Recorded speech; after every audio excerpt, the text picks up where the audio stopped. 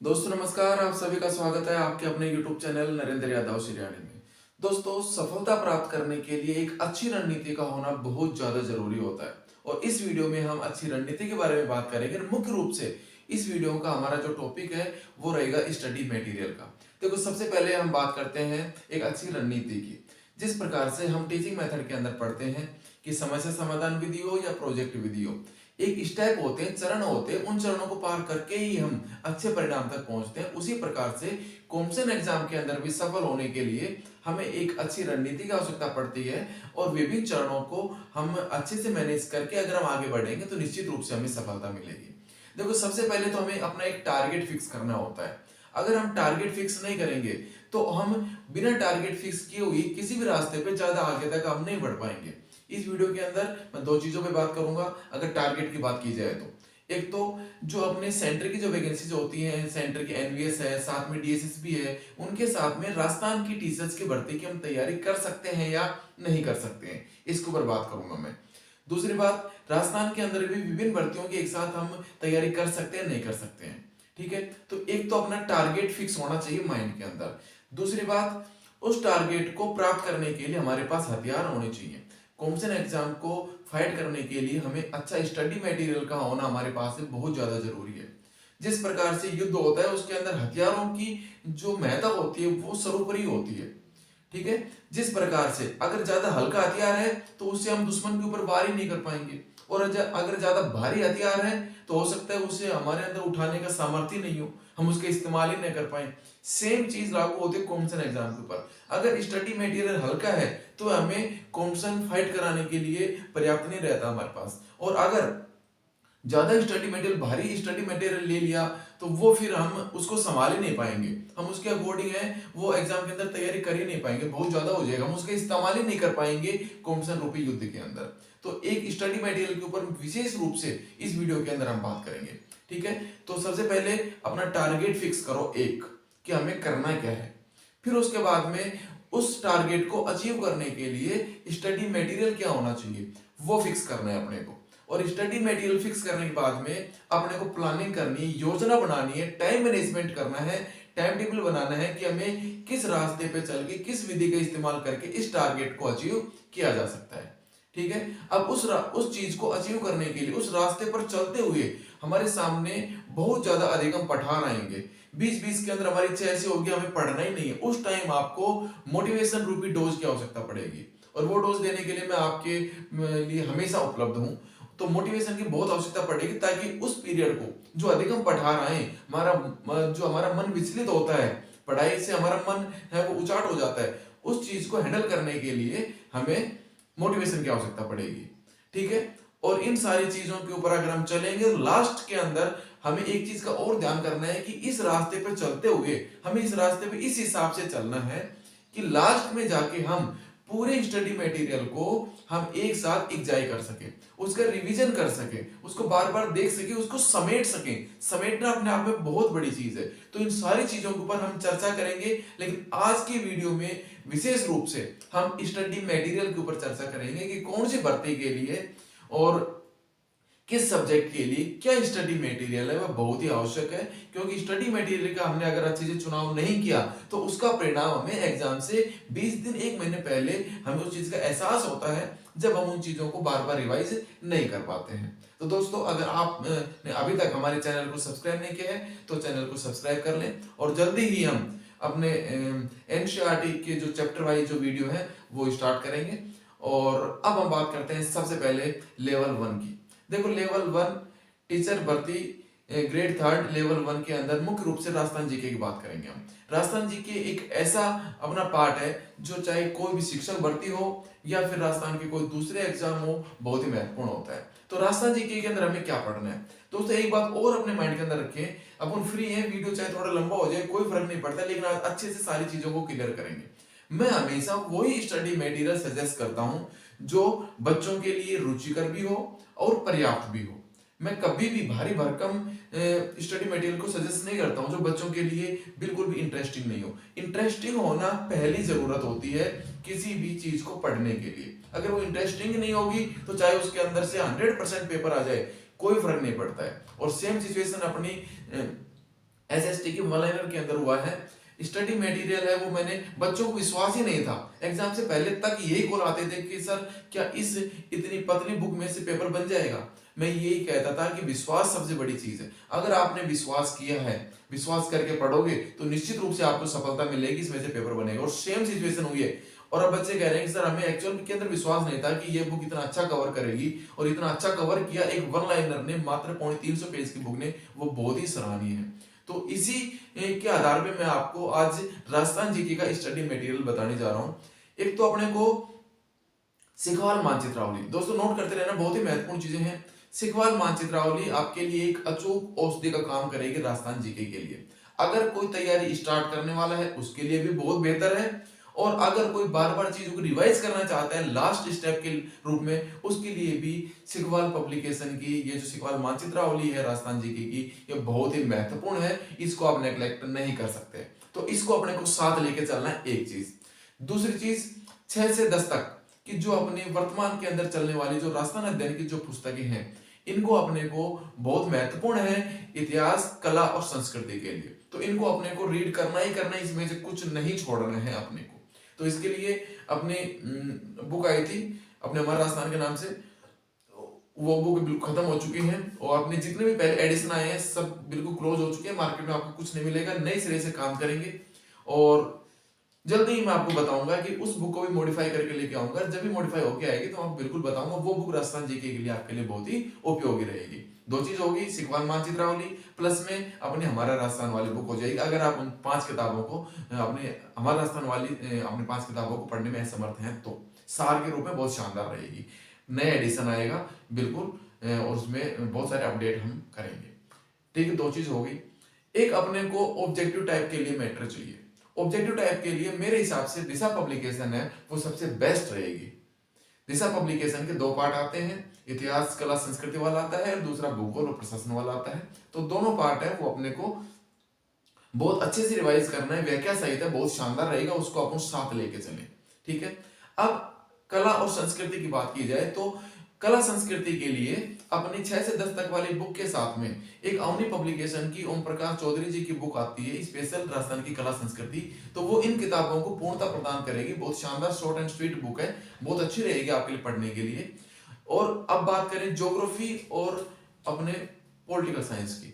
देखो ज्योग्राफी के लिए राजस्थान के भूगोल की अगर बात करें हम, तो राजस्थान के भूगोल को अपने को थोड़ा सा डीप पढ़ना पड़ेगा, थोड़ा विस्तृत पढ़ना पड़ेगा। और देखो हर चीज का एक टाइम होता है।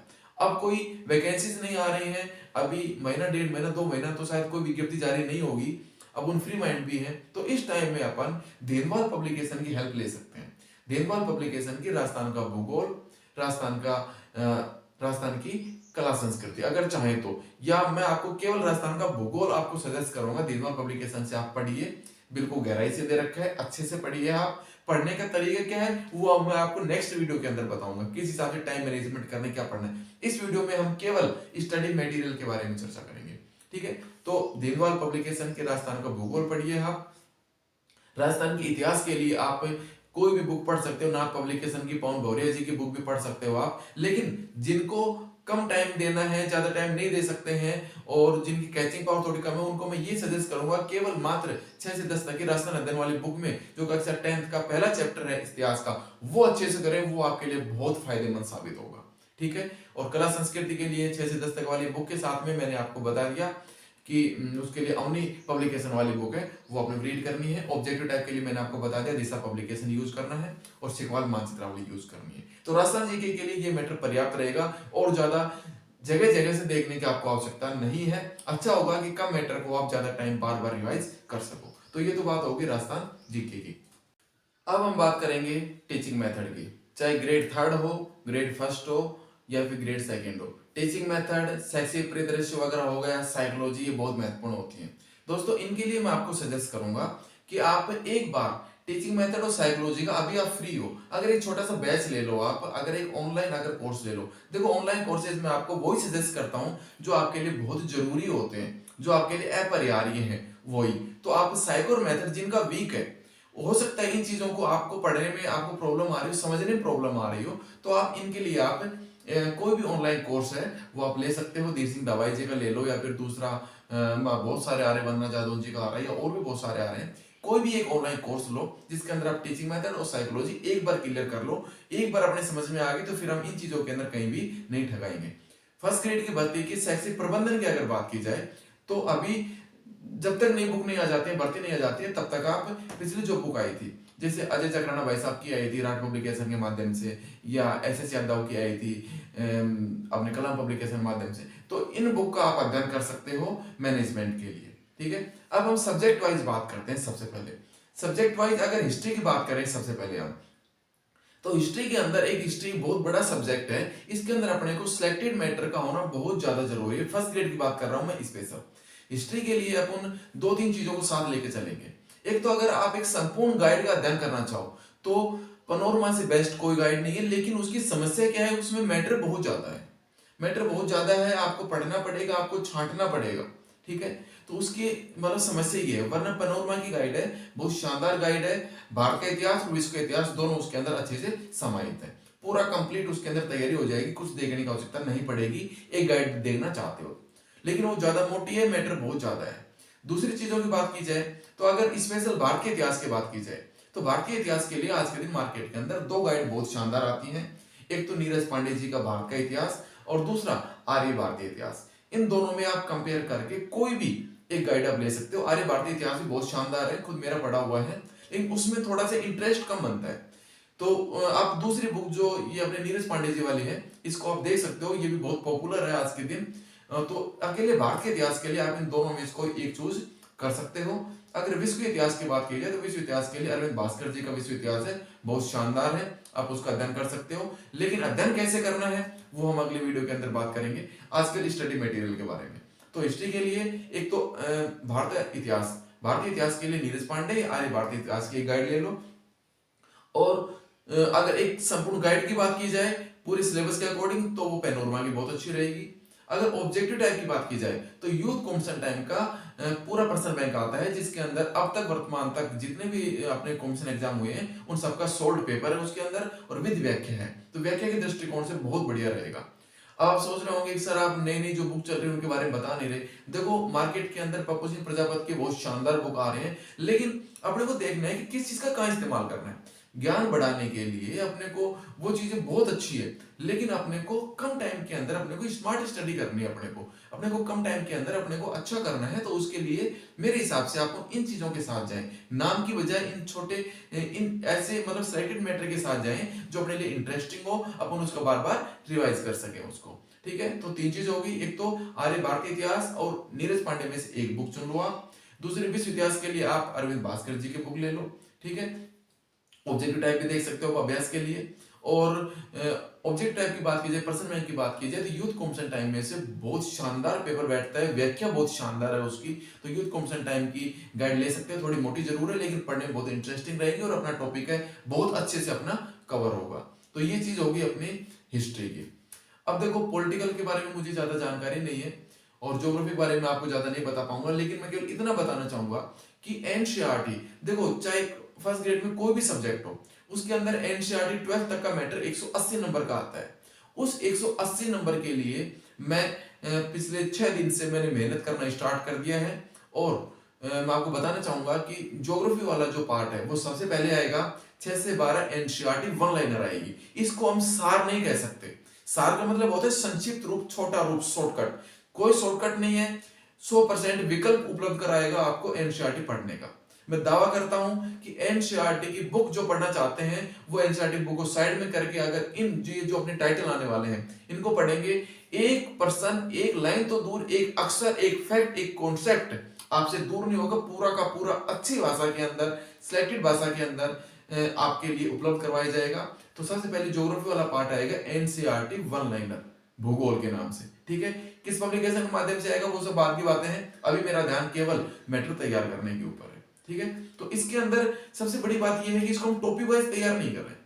देखो टॉपिक वाइज हम तैयार करते हैं तो बच्चों का विश्वास नहीं जम पाता, बच्चे सोचते हैं कि इसके अंदर तो पता नहीं कुछ एनसीईआरटी का मैटर है भी या नहीं है।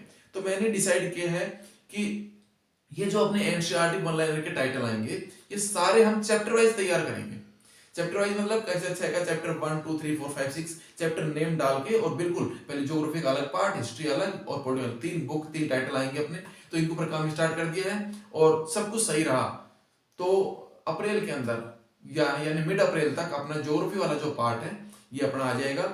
एक महीने 20 दिन 25 दिन महीने बाद में दूसरा टाइटल आ जाएगा हिस्ट्री, उसके बाद पॉलिटिकल आ जाएगा। जून तक तीनों टाइटल आ जाएंगे। उसके बाद में हम भर्ती विशेष के टाइटल की बात करेंगे। भर्ती विशेष के अंदर अब क्या काम करूंगा क्या नहीं करूंगा वो सब टाइम और भर्ती के ऊपर डिपेंड करेगा, क्योंकि मेरा जो मेन मकसद है वो आप तक आसान भाषा के अंदर इस कॉम्पिटिशन जगत के अंदर वन लाइनर के माध्यम से बेस्ट मैटर उपलब्ध करवाना है, जैसा अपना इसके अंदर ग्रेड 3 के अंदर सामाजिक अध्ययन का रहा है। ऐसा मैटर मैं हर सब्जेक्ट का और हर भर्ती के लिए मैं उपलब्ध करवाना चाहता हूं, ताकि बच्चों को एक रूप से अलग रूप से सब कुछ पढ़ने को मिले, उनके लिए चीजें आसान हो। तो आपके लिए चाहे वो पॉलिटिकल वाला हो, हिस्ट्री वाला, ज्योग्राफी वाला हो, उनके लिए 12वीं तक का जो मैटर है एनसीईआरटी का, उसकी टेंशन लेने की कोई आवश्यकता नहीं है। 180 नंबर का मैटर तीनों चीजों का मैं उपलब्ध करवाऊंगा चैप्टर वाइज, पूरा सार देकर जो चैप्टर अपने सिलेबस में है उसका आप अध्ययन कर सकते हो। तो ये बात हो गई अपनी इनकी सब्जेक्ट की। देखो अब अपन सेकंड ग्रेड एसएसटी वगैरह की बात की जाए तो सेकंड ग्रेड एसएसटी के अंदर 7 सब्जेक्ट हैं। जब तक भर्ती नहीं आती है तब तक आप उन पार्ट को पहले क्लियर कर लो जो आपके वीक है, जैसे लोक प्रशासन, दर्शन शास्त्र, अर्थशास्त्र, समाजशास्त्र। ये अक्सर अपने पास मेन विषय के रूप में नहीं होते हैं, तो इनको जब तक भर्ती आए तब तक फ्री माइंड होगी, इनको अच्छे से करो। पढ़ना कैसे है वो मैं अगले वीडियो के अंदर बताऊंगा, क्योंकि इस वीडियो को उद्देश्य केवल बुक सजेस्ट करना है, ठीक है। और एक और महत्वपूर्ण बात जो मैं आपके साथ में करना चाह रहा था कि अपने को जो सेंटर की जो भर्तियां हैं केवीएस, एनवीएस, डीएसएससी, उनके साथ में राजस्थान की भर्तियों की तैयारी कर सकते हैं या नहीं कर सकते हैं, बहुत महत्वपूर्ण सवाल है, सभी लोग सोचते हैं। तो देखो मैं आपको 2 चीज आज स्पष्ट कर देता हूँ। सेंटर की वैकेंसी जो भी आती है, एनवीएस की आते हैं, केवीएस की आते हैं, उनके अंदर 4 चीजें हैं वो महत्वपूर्ण है अपने यहाँ से अलग। अपने यहाँ पर राजस्थान जी की आती है, वहां पर राजस्थान जी की नहीं आती है, एक चीज क्लियर। दूसरी, सब्जेक्ट अपने जो यहाँ पे है वही वहां पर पूरा एनसीईआरटी बेस आता है, वहां पर सब्जेक्ट में कोई क्लासिफिकेशन नहीं होता, टॉपिक नहीं बताते, वहां पर साफ होता है एनसीईआरटी 6 से 12, ठीक है। तो अपने को एनसीईआरटी के ऊपर हम काम कर रहे हैं। इन बुक की हेल्प से आप सेंटर की किसी भी टीचर की वैकेंसी के लिए किसी अपने एसएसटी हो या हिस्ट्री पॉलिटिकल जो भी हो उसकी तैयारी बेहतर ढंग से कर सकते हैं। तो इधर सब्जेक्ट पढ़ना उधर सब्जेक्ट पढ़ना सेम है, कोई अंतर नहीं है। उधर 3 चीजें अपने को अलग पढ़नी पड़ेगी, अंकगणित, एक अपना रीजनिंग, एक अपनी हिंदी और इंग्लिश लैंग्वेज, और एक जीएस सामान्य ज्ञान। देखो 20-20 नंबर के पार्ट आते हैं, चाहे टीजीटी हो या पीजीटी हो, 20-20 नंबर के 5 पार्ट आएंगे। नंबर 1 पार्ट अंकगणित का आएगा 20 नंबर का, 20 नंबर का रीजनिंग का आता है, 20 नंबर हिंदी, 20 नंबर इंग्लिश और 20 नंबर जीएस होगा। अब देखो इसके अंदर महत्वपूर्ण क्या चीज है, इसके अंदर अपन दोनों की साथ साथ तैयारी कर सकते हैं, कोई हवा नहीं है। क्या करना है अपने को केवल राजस्थान जीके की तैयारी के साथ साथ एक तो एक घंटा देना है। 1 घंटा अंकगणित को दो, 1 घंटा रीजनिंग को दो, 1 घंटा अपने दोनों भाषाओं को दो। अगर ये चीजें हम साथ साथ लेके चले तो बिल्कुल दोनों की तैयारी हम साथ साथ कर सकते हैं। अब अपने को इसमें भी कैसे पढ़ना है, कैसे तैयारी करनी है, वो अगले वीडियो के अंदर सब बात करेंगे। तो दोस्तों वीडियो कैसा लगा कमेंट करके जरूर बताएं, और जल्दी ही मैं आपके लिए एनसीईआरटी की क्लासेस स्टार्ट करने वाला हूं। वीडियो अच्छा लगा हो तो लाइक करें, और चैनल को अगर अभी तक आपने सब्सक्राइब नहीं किया है तो चैनल को सब्सक्राइब करें। जय हिंद, जय भारत।